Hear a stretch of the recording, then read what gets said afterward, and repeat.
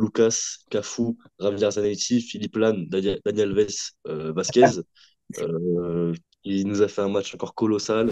Bonjour à tous les amis, c'est Los Madridistas. On se retrouve aujourd'hui pour une nouvelle vidéo. On est au lendemain du Classico au Santiago Bernabéu, remporté 3 buts à 2 par le Real Madrid, avec un but dans les derniers instants de Jude, inévitable Bellingham. Titi est avec nous pour parler de ce Classico. Titi, comment vas-tu? Bah, ça va et toi? Bah écoute, tranquillement, on vient de gagner le Classico, on est qualifié en demi-finale de Ligue des Champions. J'ai envie de dire comment aller mieux. C'est pas possible, il me semble. Putain de semaine, hein. Franchement, une vraie semaine. C'est sûr. Franchement, quand t'es fan du Real, je pense que t'as le sourire. En ce moment, c'est compliqué d'aller beaucoup mieux en tant que fan de sport.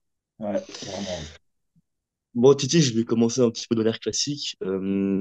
Après ce Classico encore qui a été finalement très intense en émotion et même dans le jeu, quel est ton sentiment général par rapport à ce match-là et la prestation des hommes de Carlo Ancelotti? De manière générale, je suis hyper satisfait parce que j'ai pris du recul sur le match et je me suis dit quand même, tu joues Manchester City qui est assez compliqué, tu joues 120 minutes, tes joueurs sont fatigués, tu as Carlo Ancelotti qui fait des changements plus ou moins assez important à certains endroits, type arrière gauche, arrière droit, milieu de terrain. Et en fait, tu t'en sors 3-2 en sachant que deux fois tu es mené au score. Et quand tu vois ça, bah, je me dis, ouais, comment ne pas être satisfait, comment ne pas être content des joueurs. Parce que voilà, je me suis dit que avec la fatigue, ça aurait pu poser problème et finalement, en fait, c'est passé. Moi, je suis assez d'accord avec toi. Comme tu le dis, on avait un turnover assez important de la part de Carlo. On avait des joueurs vraiment très fatigués. Quand tu regardes les images en deuxième mi-temps, il y en a plein qui tiraient à la langue. On a l'image de Vinicius, de Rodrigo, qui après des courses, on voit qu'ils sont vraiment très émoussés physiquement. C'est normal. Tu fais 120 minutes à l'Etihad Stadium, plus des tirs au but, où forcément, tu as vécu beaucoup, beaucoup d'émotions. Et physiquement, tu as beaucoup cravaché. Là, tu fais un classico contre une équipe du Barça qui était très revancharde et qui a fait un beau match aussi, faut le dire. Donc vraiment, tu as fait 210 minutes en 4 jours de très très haut niveau et de très très haute intensité. Et finalement, on sort avec 2 victoires, une qualification et une Liga qui est quasiment pliée. Donc vraiment, que demander de plus à ce Real Madrid-là? Tout n'a pas été parfait hier, c'est sûr. Mais Ouais. finalement, tu vois que cette équipe-là, elle a envie de gagner et elle va tout faire pour gagner et elle se battra jusqu'à la dernière seconde pour réussir son objectif. Et c'est quand même monstrueux de se dire que bah, le Barça a été invaincu en Ligue en 2024, la stat est cassée. Le Barça a été invaincu à l'extérieur, la stat est cassée. Le Real n'a toujours pas perdu en Liga à domicile. Le Real est sur 14 ou 15 matchs consécutifs sans défaite. Non, non, vraiment, on a un Real Madrid qui est vraiment très, très intéressant, qui n'a pas envie de lâcher des points bêtement et qui est en train de mettre un coup à tout le monde en Espagne et qui est toujours en Europe là pour espérer tout gagner. Donc, non, vraiment, on peut être très satisfait de la fin de l'histoire parce que pour l'instant, j'ai envie de dire que tout le monde est dans le meilleur des mondes. On va parler quand même d'un homme. On a parlé de rotation. Forcément, il y a un homme qui a parfaitement et particulièrement su tirer son épingle du jeu. C'est Lucas, Cafu, Javier Zanetti, Philippe Lam, Daniel Alves, Vasquez, euh, qui nous a fait un match encore colossal, un penalty provoqué, une passe décisive et un but. Que Incroyable. demander de plus à un joueur qui est censé être un backup, qui est au Real depuis quasiment 10 ans maintenant, et puis qui ne cesse d'étonner, qui répond toujours présent finalement dans les grands rendez-vous, j'ai envie de te dire. Ouais, non, franchement, Vasquez aujourd'hui, enfin, du moins hier, il a été incroyable. Franchement, honnêtement, quand tu dis, tu mets Vasquez sur le terrain et que en face de lui, son vis-à-vis, c'est Cancelo, tu peux te poser des questions. Tu peux être un peu en panique parce que sur le point offensif, Cancelo, c'est un très très bon joueur. Alors certes, il a beaucoup de lacunes défensives, mais offensivement, il est capable de faire des très belles choses. Et finalement, en fait, pendant les 90 minutes, Vasquez, il n'a pas du tout subi en fait les montées de Cancelo. C'est plutôt Cancelo qui a subi ces actions-là. Et franchement, comment ne pas être satisfait? Le mec était partout, devant, derrière. Il s'est vraiment battu. Et en tant que backup, c'est vrai qu'on l'utilise pas beaucoup, mais quand on le met, il donne satisfaction. Donc, franchement, rien à dire, hein. Clairement, puis c'est pas la première fois que dans un match aussi important, Lucas Vasquez répond présent. Bah, de toute façon, on le voit lors des grandes échéances, il est toujours là. Mm. Bah, rien que de voir la semaine dernière, enfin la semaine dernière, cette semaine, contre City, il fait une belle rentrée, il a son penalty qui transforme à la perfection. Je me souviens qu'il y a 4-5 classicos, il avait marqué aussi en fin de match. Donc non, vraiment, Vasquez, dans les grands rendez-vous, il sait être présent. Et tu as parlé des montées de Cancelo qui pouvaient l'embêter. Même Rafinha, on sait que Rafinha, dans le dribble, n'est pas forcément un très très bon joueur. Mais il est fort, enfin, il est en très grande confiance, Rafinha. Il vient de mettre 3 buts contre le PSG en 2 semaines. C'est un des joueurs en forme véritablement de ce Barça-là. Et Vasquez, il a vraiment réussi à, entre guillemets, contenir ces deux-là. Et comme tu l'as dit, avec le ballon, enfin, il provoque le penalty où il explose Cancelo. Il lui met un grand pont venu d'ailleurs. Ouais, de ouf. Sur son but, il passe dans l'autre Cancelo encore. Euh, sur le but de Bellingham, on en parlera un peu après de ce but-là, mais il fait encore un travail monstrueux sur son côté droit après un gros travail de Brahim aussi. Donc non, vraiment, Vasquez répond toujours présent. Et hier, il nous a fait un match où vraiment, je pense que le mot le plus simple pour le décrire, c'était omniprésent. Il était partout, tu l'as dit, devant, derrière, sur les transitions rapides, sur les transitions lentes, avec son ballon. Lucas Vasquez, il a fait la totale hier, et vraiment, on peut se dire, mais je sais pas si vous avez pu voir la déclaration de Carlo Ancelotti hier, mais il l'a dit, quand tu as un joueur comme ça en backup, c'est juste parfait. Tu as Ouais. un mec qui fait pas de vagues, qui est juste là pour le collectif. Quand il rentre, il fait un travail monstrueux. Et puis, il a pas peur de jouer, quoi. Enfin, c'est-à-dire que s'il doit tenter un dribble, il le fera. Et même s'il doit prendre des risques, il les prendra. Alors oui, on le sait, il peut avoir quelques limites sur le plan défensif parfois, mais au-delà de ça, il est vraiment très très bon. Et je pense, enfin, pour ceux qui avaient des doutes, je pense qu'il n'en a plus. Lucas Vasquez va sûrement être prolongé par le Real Madrid. Ouais, je Je pense. vois pas comment ça peut être différent. Je vois pas comment ça peut être différent. Ouais, je suis d'accord. Euh, pour rebondir justement un petit peu plus de manière générale sur la composition de ce match-là, on l'a dit en introduction, Carlo Ancelotti a réalisé une énorme rotation, beaucoup de changements justement par rapport à la composition de Manchester City. Camavinga en tant que latéral gauche, Chouameni en tant que défenseur central, Lucas Vasquez donc au poste de latéral droit. On a retrouvé Luka Modric au milieu de terrain également. Petite stat à te donner, Luka Modric et Toni Kroos ont été alignés 4 fois titulaires ensemble cette saison. C'est vraiment très, très, très, très peu. Très peu, très Euh, peu. donc, et justement, les aligner dans un match aussi important que le Classico, on se disait qu'il y aurait peut-être un petit peu de risque pour ceux qui ont pu suivre le space d'avant-match qu'on avait fait justement avant le match. On parlait justement un petit peu de ce côté-là où on se posait des questions justement sur la complémentarité aujourd'hui sur un match de haut niveau entre Luka Modric et Toni Kroos. Est-ce que c'était pas trop risqué justement sur le plan défensif d'aligner ces deux joueurs-là? Toi, justement, qu'est-ce que tu as pensé de cette rotation entre guillemets gagnante de Carlo Ancelotti? Bah, en fait, euh, j'ai envie de dire, de toute façon, il n'avait pas le choix.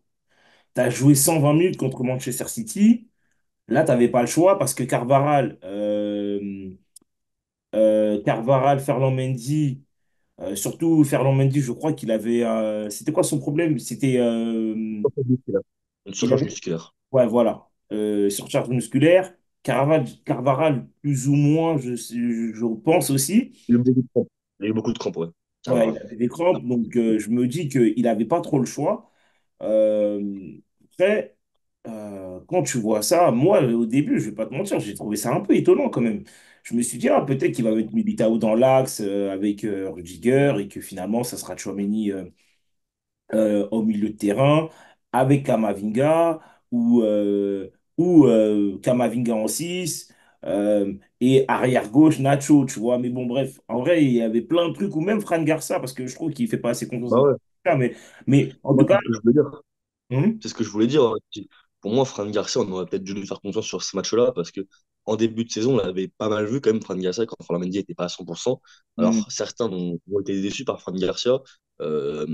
Moi, je l'avais trouvé pas excellent, c'est sûr, mais je l'avais quand même trouvé plutôt correct. hum, Je ne l'avais hum. pas trouvé excellent, mais je l'avais trouvé correct, Fran Garcia. Je trouve qu'offensivement, il apporte quand même pas mal parce qu'il a beaucoup d'énergie.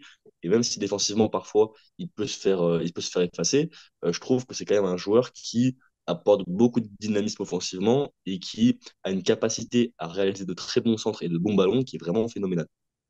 Bah Donc moi, ouais. j'aurais bien voulu voir ça parce que on l'a vu, justement, Eduardo Camavinga a eu beaucoup de mal défensivement contre Lamine Yamal et c'est normal, c'est pas son poste déjà de base et puis même au niveau de la vitesse, on sentait que Lamine Yamal avait entre guillemets une capacité supérieur justement dans ce rôle-là par rapport à Camavinga. On sait que Fran Garcia est un joueur rapide. Peut-être que Fran Garcia se serait fait face au dribble aussi, c'est possible. Maintenant, sur le point de vue vitesse et athlétique, je pense que Fran Garcia aurait peut-être mieux résisté quand même que Camavinga. Après, est-ce qu'on peut en vouloir à Camavinga? Bien sûr que non, c'est pas son poste, il dépanne. Moi, je l'en veux En pour un plus, petit truc. Vas-y, oui. Je l'en veux pour un petit truc parce qu'en fait, moi, ce qui me gêne, c'est que tu as le droit de te faire dribbler. Il n'y a aucun problème. Tu as un adversaire en face de toi et en plus, c'est un mec qui est bon.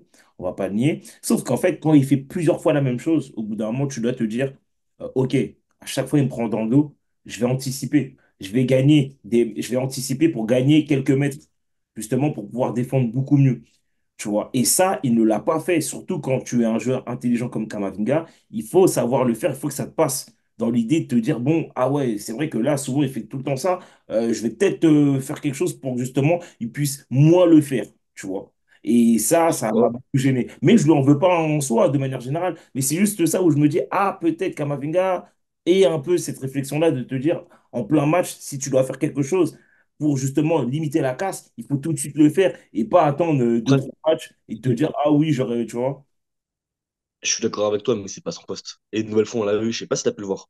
Il y a C'est pour quelques ça, fois, il prend le ballon c'est pour et ça que tu je n'en vois veux qu'il est pas milieu de trop, mais terrain, bon, il aime monter. Et tu sais, normalement, à latéral, ça monte plutôt sur le côté. Et lui, il montait bien dans l'axe. C'est vrai que ouais, ça se voit que c'est un joueur ouais, qui ouais. est dans cette zone-là.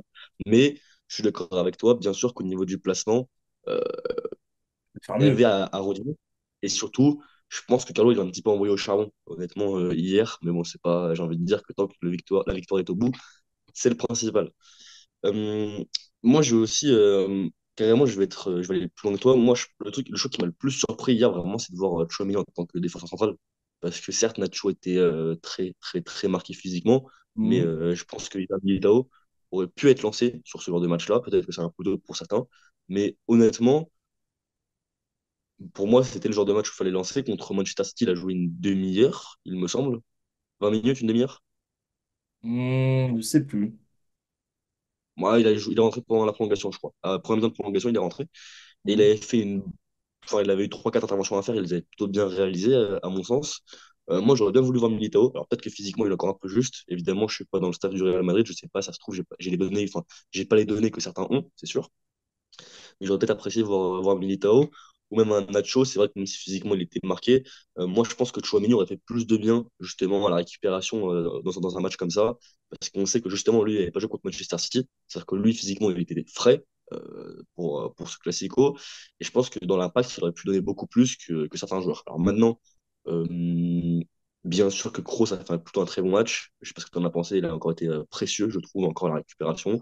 Valverde, j'ai l'impression que lui, les kilomètres, il n'en a rien à faire, même s'il fait 17 kilomètres contre Manchester City, et ben, il leur fera 15 contre le Barça, c'est n'importe quoi. Jude a encore fait un gros match, le terrain, tout le monde a été bon, même Luka qui a été capitaine a fait un bon match, je trouve, Luka Modric. Mais peut-être que justement, Chouameni aurait apporté un peu plus de sérénité à la récupération. On a vu que justement, Modric a perdu quelques ballons qui étaient obligé à se replier. Avec Chouameni, peut-être que ça aurait été plus simple à la récupération. C'est pas très grave, mais bon, je pense que, enfin, juste avant la composition, je pensais que Chouameni allait être positionné en numéro 6. Justement, on va parler de Chouameni. Qu'est-ce que tu as pensé de son match défensivement? Est-ce que tu l'as trouvé plus ou moins à l'aise aux côtés de Antonio Rudiger? Bah, en fait, il est à l'image de ces quelques matchs-là qu'il enchaîne. Il est extrêmement bon. Même quand d'ailleurs en deuxième mi-temps, quand on le fait repasser en 6, il grappille Il encore des casse le ballons, jeu. il donne des ballons très dangereux dans l'intervalle. Ça, j'ai bien aimé. Mais de manière générale, il est bon. Juste, il y a eu une erreur de sa part. C'est sur le but de, Fermin. de, Fermin. ouais, de Fermin. Fermin Lopez. Ouais, ouais, il est en retard. Il est en retard. Normalement, Ouais. il doit le gêner. Il est derrière lui parce qu'en fait, quand tu revois l'action au ralenti, en fait, il s'arrête en fait. Il s'arrête quand Bah, Yamal il sort. Fermin a anticipé et lui non. Et Et lui, du non, coup, en fait, il effectivement. s'arrête alors qu'il doit continuer justement. Et Ouais, bon, après, hormis ça, franchement, il a été extrêmement bon. On peut rien lui dire aujourd'hui. Enfin, hier, à la relance, qu'est-ce qu'il a fait. À la relance, c'est c'est- c'est fort. ouais, il a été très À bon la à la relance. relance, hein. Franchement, il a été très, très bon. Non, franchement, Tchouaméni, franchement, il est à l'image de là. C'est depuis quelques matchs, il est revenu. Alors, je sais qu'il a beaucoup été critiqué, mais j'ai envie de dire, n'importe quel joueur, à un moment, a une petite baisse. Et donc, peut-être, lui, il Sûr. était dans cette Une baisse-là. saison, Et en c'est fait, long. là, il repart. Il repart. Une saison, c'est très très long, hein. De toute façon, Oui. on le voit. Là, c'est quoi? Justement, c'est le 46e match de la saison, il me semble. Ouais, Sûrement, 46e. ouais, peut-être, ouais. parce que bah, Valverde, il a 46 matchs de suite, donc je pense que c'est le 46e au moins. Hein. Mais ouais, ouais, une saison, c'est forcément très long, et on le voit, c'est pas possible de faire 46 matchs parfaits. Ça n'existait pas dans le football, t'as forcément un jour où t'es plus fatigué, ou physiquement t'es un petit peu en dessous, ou bah, t'es dans un système, t'es dans une position qui te va un petit peu moins, où t'as un adversaire qui est à peu près.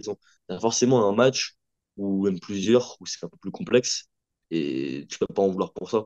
Là, c'est vrai que Chouameni, et j'ai même envie de dire l'équipe de manière globale, là, les gros matchs arrivent, tout le monde est à son niveau, et tout le monde apporte beaucoup, beaucoup, beaucoup à ce Real Madrid. Et c'est pour ça qu'on voit que justement, même sur des matchs aussi compliqués et qui s'enchaînent, on arrive à être performant entre guillemets, enchaîner des victoires. Ça, c'est quand même très, très important. On va parler de quelque chose, justement, on va parler un petit peu des tops et flops. Je sais qu'il y a quelque chose qui reste un petit peu là pour toi. Euh, c'est les coups de pied arrêtés, notamment les corners. On a vu un Real qui a eu beaucoup, beaucoup de mal sur les coups de pied arrêtés, enfin sur les corners hier. Qu'est-ce que tu as pensé de de ces phases de jeu-là, justement? Catastrophique. Catastrophique. Moi, je vais te dire, j'en veux à la défense. Rudiger Tchouaméni sur ce coup-là, parce que normalement, ils doivent gagner les duels de la tête. Mais ce qui me stresse encore le plus, c'est qu'en fait, Lounine, c'est sa zone. Il doit être impérial, il doit dominer en fait sa zone, il doit montrer que c'est lui le patron et que si jamais tu es là, hey, t'inquiète pas, c'est moi qui vais te manger, tu vois. Et moi, c'est ça qui m'a un peu gêné. À l'image de Manchester City, le match contre Manchester City, il a fait bonne impression, il montrait qu'il était dominant, que voilà, euh, les gars, je suis là. Ben là, je l'ai moins vu. Alors, peut-être que la gestion des émotions, il ne s'est pas encore bien géré, parce qu'il ne faut pas oublier que là, c'est la première vraie saison qu'il fait, et même encore Bien vraie sûr. saison, c'est même pas une vraie saison, parce que Kepa était avant lui, et là, je trouve que il a très mal géré là ses coups de pied arrêtés. C'est dommage, c'est dommage. Bon, après, écoute, ça nous coûte pas la victoire, excuse-moi, mais bon, ça m'a un peu gêné. Non, mais on en parlait un petit peu il y a quelques jours, quelques semaines.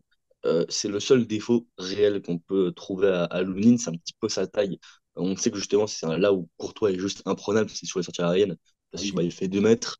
Quand il sort, tout le monde est au courant qu'il sort, tout le monde s'écarte, parce que bah, enfin, les joueurs savent que s'ils y vont, comme a dit Omar hier, c'est juste dans la carotide, et c'est plus compliqué. Mais non, mais c'est vrai que Lounine manque un petit peu de taille peut-être là-dessus. Et je pense qu'en fait, même pas, je pense qu'il voulait monter, comme il a pu le faire sur certains matchs. Maintenant, il a vu que la première fois qu'il est monté, il s'est fait surprendre. Le Barça a marqué grâce à Christensen. Mm. Euh, D'ailleurs, je pense que Kroos a un petit peu été passif sur Bah cette oui, action-là. bah bien sûr, mais Kroos là, il saute pas pour sauter, tu sais, il saute à peine. Alors le mec peut Euh, appuyer un peu sur lui, mais la vérité, c'est Kroos le problème sur cette oui, action-là. il a manqué de la balle. Mais je pense que justement, cette sortie un petit peu manquée de Lounine l'a un petit peu affecté. Justement, Benjamin Da Silva et Omar Da Fonseca le soulignaient juste après. On voit qu'il a, enfin, ces 3-4 corners d'après, il a eu beaucoup, beaucoup de mal à sortir. Et c'est vrai qu'on peut se demander justement si, enfin, faudrait pas justement que ces types d'actions-là se répètent sur les prochains matchs. Bon, sur les prochains matchs, pas forcément de Liga, parce que j'ai envie de dire que la Liga, elle est quasiment pliée. Mais en Ligue des Champions, c'est qu'on joue le Bayern. Il faudra pas faire ces erreurs-là, parce que quand tu as des joueurs comme Harry Kane, qui sont extrêmement bons dans le duel aérien, si tu fais ça, ça va être très compliqué. Et puis même s'il y a une potentielle finale après, pareil, il faudra pas faire ce genre d'erreur-là. Mm. Juste avant de faire les top et flop, tiens, je viens d'y penser. On a eu pas mal de polémiques d'arbitrage. Bon, sinon, c'est pas un classico, j'ai envie de te dire. Ouais. Euh, Il y a deux polémiques qui ressortent, bien sûr. C'est le penalty de Lucas Vasquez qui, selon certains, ne serait pas valable. Et c'est le but de Lamine Yamal qui aurait pu, a priori, être inscrit. Tu sais quoi, on va essayer d'en parler rapidement. Moi, je vais être honnête, pour parler du penalty tout d'abord, pour moi, il y a penalty tous les jours. Je ne sais pas comment c'est possible de dire qu'il n'y a pas penalty. Alors oui, Koubarsi, il me semble, ne bouge pas forcément les jambes quand Vasquez passe, mais il met la jambe sur le chemin de Vasquez. Vasquez passe, Vasquez, il peut pas l'éviter alors qu'il fait son dribble. C'est juste pas possible. Pour moi, c'est penalty évident, il n'y a rien à dire. Je sais pas ce que tu en penses, toi. Et en tout cas, je vais te laisser parler du but de la minimale en premier. Mais c'est vrai qu'on a eu des images ce matin qui, entre guillemets, effacent un petit peu le doute. Qu'est-ce que tu as pensé, toi, de ce but de la Yamal? Enfin, de ce but, de cette occasion de but de la Yamal. Bah, malheureusement, en fait, les gens, ils pleurent, ils se plaignent, tout ça et tout, mais faut se plaindre auprès de Tebas, en fait. C'est lui qui a pas voulu mettre la goal line. Donc, à partir du Mm. moment où ce mec-là ne veut pas mettre la technologie pour, justement, pallier ce type d'erreur-là qui peut arriver, il faut s'en prendre à lui, c'est tout. Je suis désolé.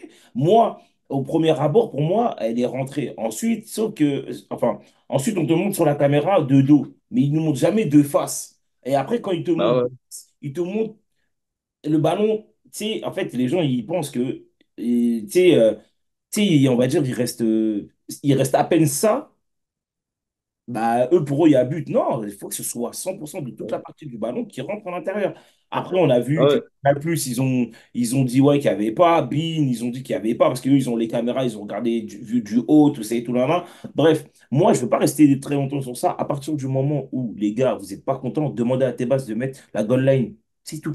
Fermez ouais, ça. clairement. Juste un truc, quand je vois certains supporters barcelonais qui disent, ouais, mais s'il y a que ça, on peut accepter le but, quoi. Mais les gars, la règle, elle est très très simple. C'est, il faut que pour qu'il y ait but, le ballon rentre entièrement dans la cage. Ah Le oui, ballon n'est pas dans la cage, même s'il manque 1 millimètre, il n'y a pas but. ah C'est oui. clair, net, simple et précis. Alors oui, il n'y a pas la goal line, et ça, c'est honteux. Je suis désolé. Euh, Tebas doit faire quelque chose pour ça. Et puis dans un second temps, euh, on ne pouvait pas accepter le but. Parce que si tu n'as pas une image qui montre qu'il y a but, bah, tu n'acceptes pas le but. Pour moi, c'est juste évident. La sanction, elle est claire. Bah Voilà oui. pour la petite Et aparté puis, l'arbitrage. et puis ce Même si qui, je comprends que les Barcelonais soient frustrés, je ne peux pas forcément dire grand-chose pour moi sur ce match-là. et puis, ce qui me gêne On va surtout finir aussi, par. ce qui me gêne, c'est que les mecs se plaignent voilà, de la goal line, le penalty potentiel ou pas. Moi, pour moi, il y avait penalty, mais bon, c'est pas grave. Mais les gars parlent jamais du niveau de leur équipe. C'est ça. C'est Donc, ça. bon, C'est ça. voilà. Euh, pour finir justement sur ce petit débrief, ton top et ton flop, comme d'habitude, de la rencontre. Mon top, je t'en mets combien des tops? Alors, t'as le droit à deux tops. On enlève Vasquez parce que Vasquez, on en a déjà parlé. Ok. Je dirais Bellingham parce que il met le dernier but. Et je dirais Vinicius parce que malgré qu'il rate des actions qu'il doit mettre, il met une passe à Vasquez, c'est incroyable. Euh, Puis il Incroyable. marque son penalty, ouais, je suis d'accord. Et il marque mon penalty Euh, aussi. Donc vraiment, voilà, mon top. moi, en top, bah, je vais en dire deux. Bah, je vais dire Bellingham aussi, parce que bah, c'est vrai que Jude, il fait encore un gros match. Dans les sorties de balle, il a été très précieux. Il a joué un peu plus bas que d'habitude. J'ai eu l'impression. Il a été beaucoup plus à la construction qu'il ne peut l'être d'habitude. Mais il a un apport qui est tellement impressionnant que bah, il est trop fort et trop utile à ce Real Madrid-là. Et dans un second temps, je vais mettre Toni Kroos, parce que je trouve qu'il a encore été précieux comme d'habitude. Pour gérer le match, c'est vraiment pas mieux. Et je trouve qu'il a vraiment été trop important encore aujourd'hui pour, entre guillemets, orienter le jeu du Real Madrid. Défensivement, il a encore fait quelques récupérations très importantes. Justement, bah, quand on prend le but sur corner, juste avant, c'est Kroos qui sauve un petit peu la maison après une mauvaise passe de Vini. Au Kroos, il fait stack sur Lewandowski qui est vraiment extrêmement important. Donc non, Kroos, je trouve qu'il est encore vraiment au niveau. Et c'est important de le dire parce que ouais, j'ai l'impression que tous les matchs, on se répète, mais il fait toujours le même match avec une calme et une sérénité olympienne. Et il est vraiment trop fort pour son âge. Et il fait partie des joueurs qui, quand ils quitteront le Real Madrid, ils feront un trou. Et ça manquera au Real Madrid d'avoir ce genre de joueur-là. On va passer au flop. Tu peux en dire deux là aussi. Et tu peux en dire du Barça. Parce que moi, j'ai un flop du Barça à mettre. Flop, pour moi, je dirais Lounine quand même. Je dirais Lounine. Ouais. Et je mettrais pas Ah, je mettrais Kamavinga. Ouais. Ouais. Pour moi, je suis d'accord avec toi parce que pour moi, côté Real Madrid, c'est les deux qui vont être un petit peu en dessous sur ce match-là. Après, Caman, on le sait, il n'était pas à son poste. Donc ça, forcément, il faut le retenir, on en a déjà parlé tout à l'heure. Et puis bon, Maloney, il y a ce but-là où il n'est pas forcément très serein. Mais oui, je suis assez d'accord avec toi. Et bah, du coup, moi, je vais mentionner Lounine aussi parce que bon, j'avais quand même prévu de le mentionner. Et puis, à côté Barça, je vais parler de Lewandowski. Alors, oui, Lewandowski est un joueur extraordinaire, on l'a vu au Bayern, de ce dont il est capable. Mais je suis désolé, moi, mon constat, il reste le même. Dans les grands matchs, Lewandowski, il n'est jamais là. Là, on l'a encore vu contre ce Real hier. Euh, dans les grands matchs, je sais pas s'il se cache, mais il ne marque jamais ou presque. Je crois qu'il a un but en Classico, c'est quand on gagne le 4-1, il marque un but qui finalement importe très très peu. Euh, je le trouve vraiment invisible dans les grands matchs, Robert Lewandowski. Et c'est pour ça que bon, on sait que sur l'attaquant de la décennie, il y a un petit débat justement entre qui serait le meilleur entre Suarez, Benzema et Lewandowski. Et c'est pour ça que je mets Lewandowski en cran en dessous de ces deux-là. C'est parce que dans les grands matchs, Lewandowski, bah, il se cache un petit peu. Et on l'a encore vu hier, et même en Ligue des Champions contre le PSG, il apporte très peu dans ces grands matchs. Et c'est là, je pense, où quand tu es un club, tu as besoin de ton numéro 9, d'avoir un numéro 9 de haut standing. Et pour l'instant, sur l'ensemble de sa carrière, si tu enlèves le match contre le Real en 2012, euh, il apporte pas tellement Robert Lewandowski, je trouve. Ouais. Voilà. 2013. Mais voilà, c'était mon petit constat sur Robert Lewandowski. Moi, j'ai fait le tour. Je sais pas si tu as quelque chose à mentionner, mon Titi. Non, mention spéciale vraiment à toute l'équipe parce que franchement, quand tu as joué autant de temps contre Manchester City et derrière tu vas gagner ce classico-là de cette manière-là où tu es mené deux fois, je trouve que c'est fort. Physiquement, tu es fatigué, mentalement, certes, tu es au top, mais le physique fait que voilà, ça peut un peu pêcher, tout ça et tout. Et voilà, mention spéciale aux joueurs. Donc voilà. C'est sûr, ouais, bah, comme tu le dis, mention spéciale aux joueurs, mention spéciale à Carlo, qui, malgré des rotations, réussit à faire gagner cette équipe-là, peu importe les circonstances.